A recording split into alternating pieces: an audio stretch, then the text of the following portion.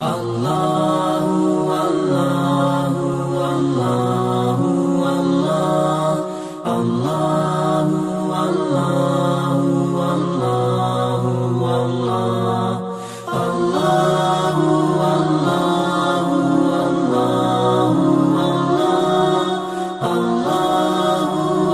باللہ من الشیطان الرجیم بسم اللہ الرحمن الرحیم السلام علیکم ورحمۃ اللہ وبرکاتہ۔ ناظرین کرام، میں ہوں جاوید الحسن اور آپ دیکھ رہے ہیں sidqtv.pk یعنی صدق پاکستان۔ آج بڑے افسوس کے ساتھ کہنا پڑ رہا ہے کہ مجھے ایک ٹویٹ کی پکچر سینڈ کی گئی واٹس ایپ پر، اور اس میں بتایا گیا کہ توہین رسالت کے ارتکاب کرنے والے جوڑے کو رہا کر دیا گیا۔ میں ابھی اس موضوع پر آپ کے سامنے کوئی بات پیش نہیں کرنا چاہتا، تاکہ جتنی دیر تک اس خبر کی پکی طرح سے تصدیق نہیں ہو جاتی تب تک آپ کے سامنے اس کے عنوان پر بات نہیں کی جائے گی۔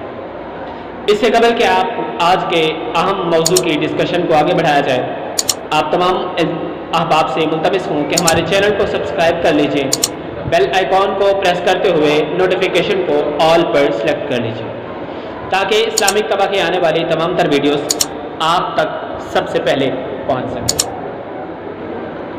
ہم نے پچھلی ویڈیو میں بات کی تھی کہ شیطان کیوں بنا، اس کی ہم نے توجیہ بیان کی تھی اور آپ کے سامنے رکھا تھا کہ شیطان کیوں بنا۔ آج ہم اس سے آگے بڑھیں گے۔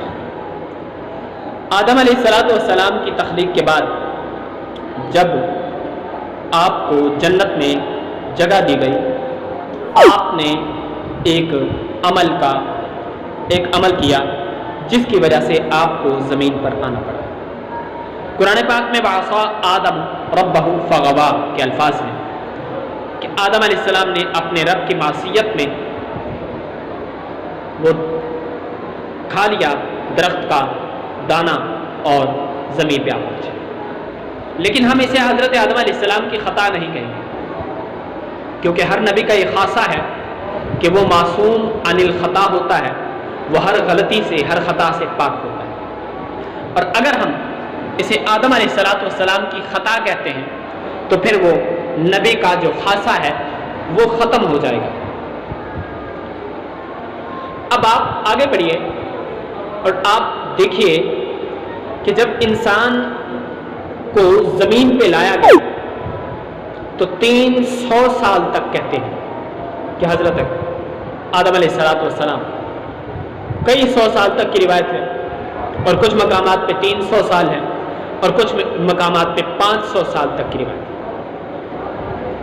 لیکن بہرحال کئی 100 سال تک آپ روتے رہے، اور اس گریہ وزاری کے بعد جب فتلقى آدم من ربہ کلمات فتاب علیہ، پھر آپ نے اپنے رب سے کچھ کلمات سیکھے، وہ کلمات والی کائنات صلی اللہ علیہ وسلم کا وسیلہ دے کر توبہ کو کرنا تھا، آپ نے یہ کلمات کہہ کر توبہ کی اور مالک کائنات نے معاف فرما دیا۔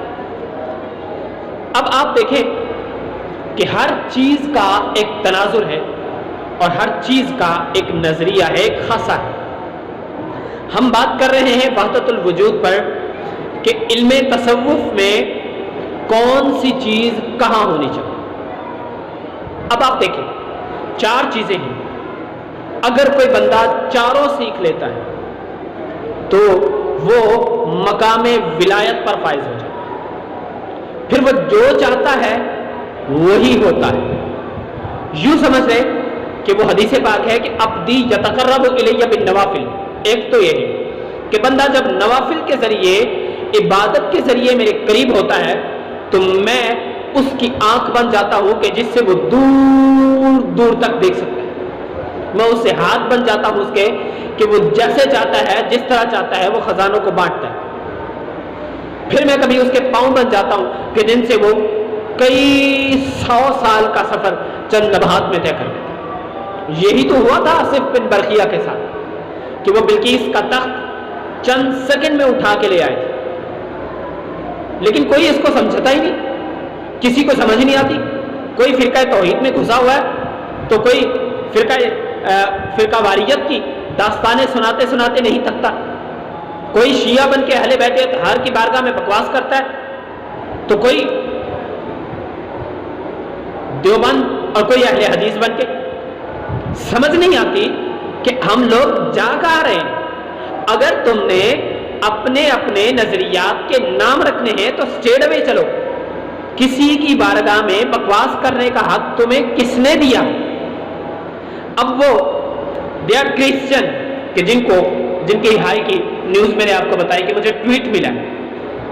اب اس ٹویٹ کی پکچر میں بتایا گیا ہے کہ جوڑا ہے اور وہ جوڑا پورا کا پورا کرسچن ہے. اس نے قرآن پاک کی شان میں بکواس کی, اس نے والی کائنات صلی اللہ علیہ وسلم کی بارگاہ میں بکواس کی.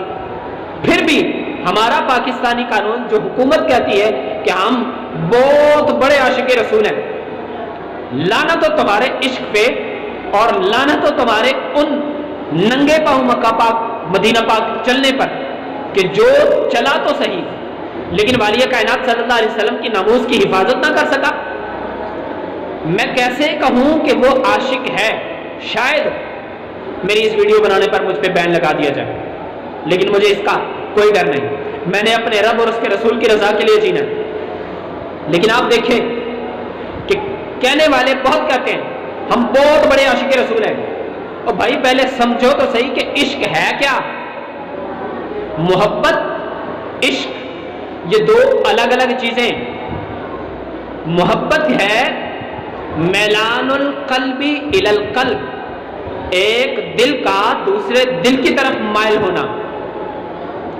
لیکن عشق ہے میلان الروح الی ذات واحد, ایک روح کا دوسرے ذات واحد کی طرف اس طرح مائل ہونا کہ وہ اپنی ہستی کو بھول جائے. جب وہ بھول جاتا ہے تو پھر وہ انا الحق کے نعرے لگاتا ہے, پھر آخری لمحات میں اس کا سایہ گم ہو جاتا ہے. یہ ہے عشق. آپ سرے بازار بیٹھے, کپڑے بھی پہن رہے ہو, تخت حکومت پہ بھی بیٹھے ہو اور ممبر و محراب پر بھی بیٹھے ہو اور پھر بولتے ہیں کہ ہم عاشق رسول ہیں. مجھے سمجھ نہیں آتی میں ان لوگوں کے عشق کو کیسے تسلیم کروں. عشق اور ہے, عشق تو یہ ہے کہ تیر پہ تیر کھائے جا, یار سے لو لگائے جا, آہ نہ کر لبوں کو سی. یہ عشق ہے, یہ دل لگی نہیں. تو یار کے سامنے کھڑا ہے, تجھے لاکھوں تیر لگے, تجھے لاکھوں تلواریں لگے, تجھے ہزاروں گولیاں لگے, لیکن تیرے جسم سے تیرے منہ سے آہ تک کی آواز نہ آئے. یہ ہے عشق. کبھی پوچھا ان لوگوں سے جو حضرت سیدنا فاروق اعظم رضی اللہ تعالیٰ عنہ کے پاس آئے تھے, مسلمان تھا, سرکار پاک صلی اللہ علیہ وسلم کے فیصلے کو تسلیم نہیں کیا. آپ نے فرمایا اگر تو نے فیصلہ تسلیم نہیں کیا تو تیری ذات کا فیصلہ عمر کی تلوار کرے گی.